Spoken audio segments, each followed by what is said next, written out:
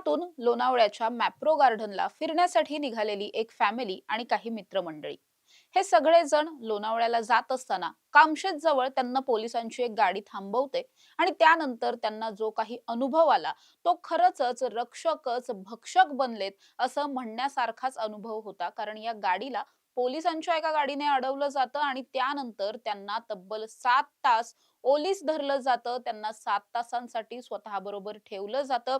त्यांना कुणालाही कॉन्टॅक्ट करू दिला जात नाही आणि त्यांच्याकडून तब्बल 5 लाखांची खंडणी ही पोलिसांकडून उकळण्याचा प्रयत्न सगळा झालेला आहे. या प्रकरणात 6 जणांवर गुन्हे दाखल झालेत. या पोलीस कर्मचाऱ्यांचं निलंबन सुद्धा होऊ शकतं. त्या पद्धतीची सगळी कारवाईची प्रोसेस सुद्धा सुरू झाली आहे. नेमकं काय घडलं होतं कामशेतमध्ये हेच जाणून घेऊयात. नमस्कार, मी समृद्धी आणि तुम्ही पाहताय टॉप न्यूज मराठी.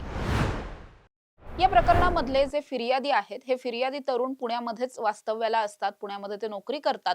असं असताना घडलेलं असं होतं, की त्यांच्याकडे संभाजीनगरचं एक कुटुंब आहे, जे दुबईला गेलेलं होतं आणि काही दिवसांपूर्वीच ते दुबईवरून परत आलेले होते. हे सगळेजण पुण्यामध्ये या फिर्यादींच्या घरी आले आणि तिथून त्यांना लोणावळ्याचं प्रसिद्ध असलेलं मॅप्रो गार्डन बघायला जायचं होतं. त्यासाठी म्हणून हे संध्याकाळच्या वेळेस बाहेर पडले आणि लोणावळ्यातून एकंदरीत लोणावळा फिरायचं वगैरे असं एक छान प्लॅनिंग यांचं होतं. त्यामुळे गाडीमध्ये मित्रही होते आणि फॅमिली पण होती, म्हणजे एक महिला सुद्धा गाडीमध्ये होती. असं सगळं असताना घडतंय असं, की पुण्यामधून लोणावळ्याच्या दिशेने जात असताना कामशेतचं जे टनल आहे त्याजवळ त्यांना एक गाडी मागून फॉलो करत येत असलेली दिसते. या गाडीवरती अंबर दिवा आपण ज्याला म्हणतो, जसा पोलिसांच्या गाडीला असतो तशा पद्धतीचा दिवा सुद्धा लावलेला असतो. ही गाडी, या पर्यटकांची गाडी थांबवली जाते आणि त्यानंतर या गाडीतून 6 लोक उतरतात. हे 6 जण असं सांगतात, की आम्ही पोलीस कर्मचारी आहोत आणि आम्हाला तुमच्या गाडीची झडती घ्यायची आहे. आम्हाला असा संशय आहे, की तुमच्या गाडीमध्ये नार्कोटिक्सशी रिलेटेड असणारे काही ड्रग्ज किंवा अंमली पदार्थ किंवा आणखीन काही साहित्य मिळण्याची शक्यता आहे. असं म्हटल्याच्या नंतर हे जे सगळे पर्यटक असतात, हे कुटुंब असतं, ते थोडंसं घाबरतं, पण त्यांच्या गाडीत काहीच नसतं. त्यामुळे त्यांना फार काही टेन्शन येत नाही. ते म्हणतात देखील, की तुम्ही आमच्या गाडीची झडती घेऊ शकता. त्यावेळेस त्यांच्या गाडीमध्ये काहीच सापडत नाही. सापडतो तो केवळ एक सिगारेटचा बॉक्स सापडतो. पण या एका सिगारेटच्या बॉक्सवरून हे जे 6 जण तिथे थांबलेले असतात, या 6 जणांकडून असं सांगितलं जातं, की तुमच्या गाडीत तर सिगारेटचा बॉक्स सापडलाय. हे प्रकरण खूप जास्त गंभीर होऊ शकतं. तुमच्यावर गुन्हे दाखल होऊ शकतात. तुम्ही अंमली पदार्थ कदाचित फॉलो करून घेऊन जाताय आणि त्यामुळेच जर तुमच्याबरोबर अंमली पदार्थ असतील, ते तुम्ही कॅरी करत असाल, तर मात्र तुमच्यावर गुन्हा दाखल होईल, तुम्हाला अटकही होऊ शकते. अशी एकंदरीत भीती दाखवली जाते. त्यानंतर आम्ही वरिष्ठांशी बोलून तुम्हाला या प्रकरणामधून बाहेर काढू, पण त्यासाठी 5 लाख रुपये लागतील, असं सुद्धा सांगितलं जातं. आणि तिथून पुढे या संपूर्ण कुटुंबाला 5 लाखांची जमवाजमव करायला अक्षरशः सांगितलं जातं.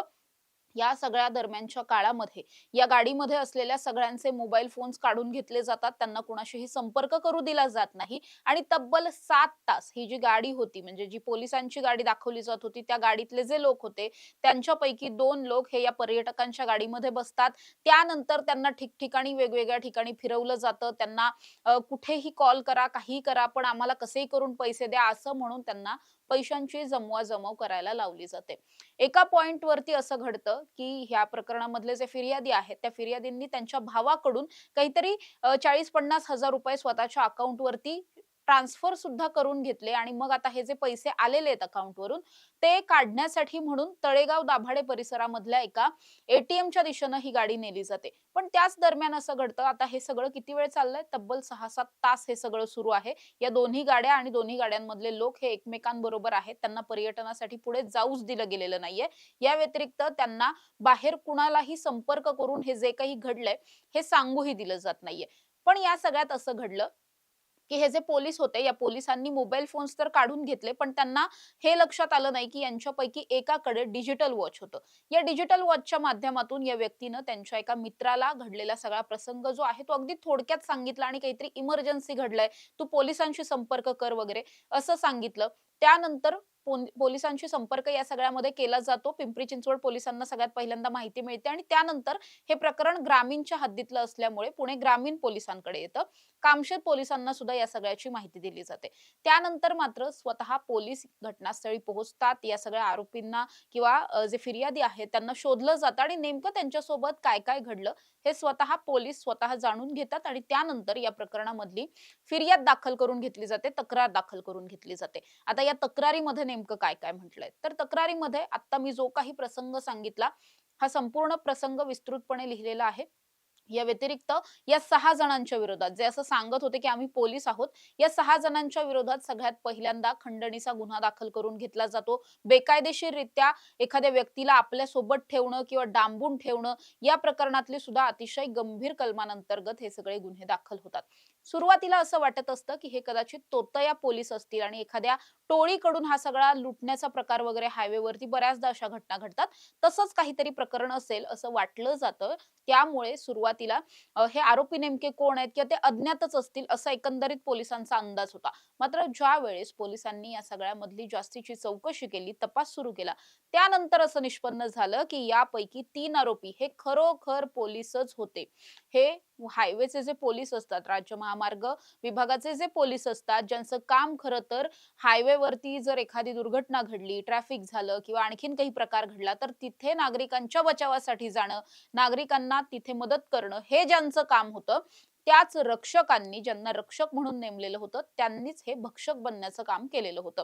आता यापैकी तिघांची नावं जी मुख्य या सगळ्यामध्ये हायवेचे पोलीस आहेत, त्यांची नावं आहेत. एक आहे police Naik Amol Waikar, police constable Amol Nanaware आणि तुषार ढावरे अशी या तिघांची नावं आहेत. हे तिघे सुद्धा राज्य महामार्ग विभागामध्ये कार्यरत आहेत. चांगल्या पोस्टवरती कार्यरत आहेत. पगारीही खूप चांगल्या आहेत. असं सगळं असताना पण आता ही दुर्बुद्धी का सुचली याविषयी काही माहिती नाही. त्यांच्याबरोबर आणखी जे 3 जण होते, हे तिघे सुद्धा वॉर्डन आहेत. त्यांच्यावरतीही गुन्हे दाखल झालेले आहेत. त्यांच्यापैकी आता सध्याला पोलिसांनी 5 जणांना ताब्यात घेतलंय, अटक केलेली आहे आणि इतर जो 1 जण आहे त्याचा शोध सुद्धा सुरू आहे. एकंदरीत काय की हे प्रकरण अतिशय गांभीर्यानं घेण्यासारखं प्रकरण आहे. या प्रकरणाची दखल थेटपणे पुणे ग्रामीणचे पोलीस अधीक्षक संदीप सिंह गिल यांनी घेतलेली आहे. कामशेत पोलीस स्टेशनमध्ये गुन्हा दाखल झालाय, अटक झालेली आहे आणि तडकाफडकी या सगळ्यांचं निलंबन करण्याची प्रक्रिया सुद्धा चालू झालेली आहे. शिस्तभंगाची कारवाई ही ऑलरेडीच केलेली आहे.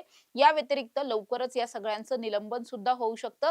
खरं तर जे काही घडलंय यावरून हे इतके सराईत असल्यासारखं हे सगळं यांनी प्रकरण केलं, की कदाचित यांनी आधी कधी हे सगळे उपद्व्याप अशा पद्धतीचे केलेत का, असा एक संशय पोलिसांना आहे आणि त्या अनुषंगानं सध्या पोलिसांचा तपास सुरू आहे. पण एकंदरीत काय, की ज्या पोलिसांवरती जनतेचं रक्षण करण्याची जबाबदारी असते, तेच पोलीस जर अशा पद्धतीनं जनतेच्या जीवावर उठण्याचा प्रयत्न करत असतील, तब्बल 5-5 लाखांच्या खंडण्या उकळल्या जात असतील, तेही रस्त्यांवरतीच खंडण्या उकळल्या जातायत, 7-7, 8-8 तास काहींना स्वतः सोबत ठेवलं जातंय, त्यांना कुणाशी फोन करू दिले जात नाहीये, त्यांना कुठे बाहेर जाऊ दिलं जात नाहीये.